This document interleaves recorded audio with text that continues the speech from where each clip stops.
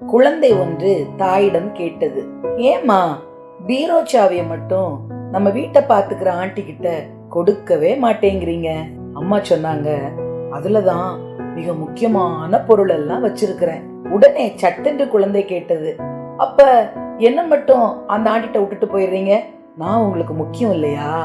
இது அந்த தாய்க்கு மட்டுமல்ல, எல்லா அம்மாக்களுக்குமே அவர்கள் யோசிப்பதற்கு கேட்கப்பட்ட கேள்வியாகவே எடுத்துக்கொள்ளலாம்.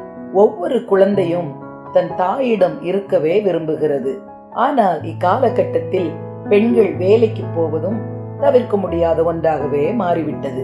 இந்த சூழலில் வீட்டில் இருக்கும் போது பிள்ளைகளோடு செலவழிக்கும் நேரத்தை அவர்களுக்கு மட்டுமே என்று ஒதுக்கி அவர்களோடு பேசி விளையாடி அவர்கள் பேசுவதை கேட்டு அவர்கள் கேள்விகளுக்கு பதில் சொல்லி அவர்களுடைய விருப்பு வெறுப்புகளை அறிந்து புரிந்து கொண்டு செயல்பட முயற்சிக்க வேண்டும்.